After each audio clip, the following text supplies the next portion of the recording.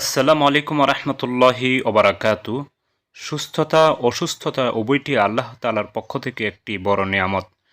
সুস্থতা লাভ করলে আল্লাহর শুকুর বেশি বেশি করে আদায় করা, আর অসুস্থ হলে ধৈর্য ধরা এবং শুকুর আদায় করা। সাথে সাথে দুটি বিষয় সুন্নত, একটি হলো চিকিৎসা করা, আরেকটি হলো দোয়া পড়া।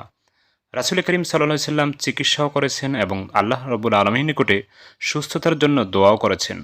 কোন দোয়া করবেন তাহা রাসূল করিম সাল্লাল্লাহু আলাইহি সাল্লাম নিজ ভাষায় শিখিয়ে দিয়েছেন। আপনি চাইলে আপনার নিজের ভাষায়ও আল্লাহ রাব্বুল আলামিনের নিকটে সুস্থতার জন্য দোয়া করতে পারেন। তবে প্রিয় নবী সাল্লাল্লাহু আলাইহি সাল্লাম যে সকল শব্দে এবং যে সকল বাক্যে আমাদেরকে দোয়া শিখিয়েছেন, সেগুলি দিয়ে আল্লাহ রাব্বুল আলামিনের নিকটে দোয়া করলে দ্রুত সুস্থতা লাভ করা যায়। সুপ্রিয় দর্শক, এমন একটি দোয়া নিয়ে আজকে আলোচনা করব।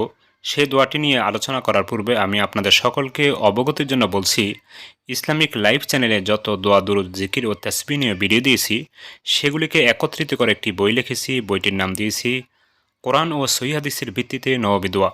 বইটির মধ্যে জীবনের সর্ব বিষয়ে দোয়া দুরুদ জিকির তাসবিহ ইস্তিগফার রয়েছে। সুপ্রিয় দর্শক, আশা করি আপনারা বইটি সংগ্রহ করবেন।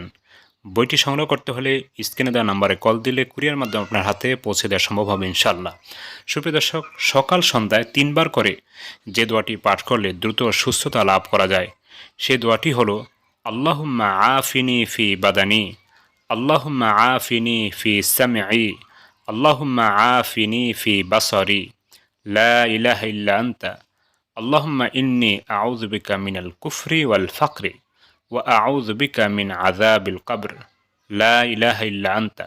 সুপ্রিয় দর্শক, এই দোয়াটি সকালবেলায় 3 বার পাঠ করবেন এবং সন্ধ্যাবেলায় 3 বার পাঠ করবেন।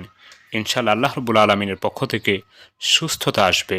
আল্লাহ তাআলা সকলকে এই গুরুত্বপূর্ণ দোয়াটির উপর আমল করার তৌফিক দান করুন। আমিন। আসসালামু আলাইকুম।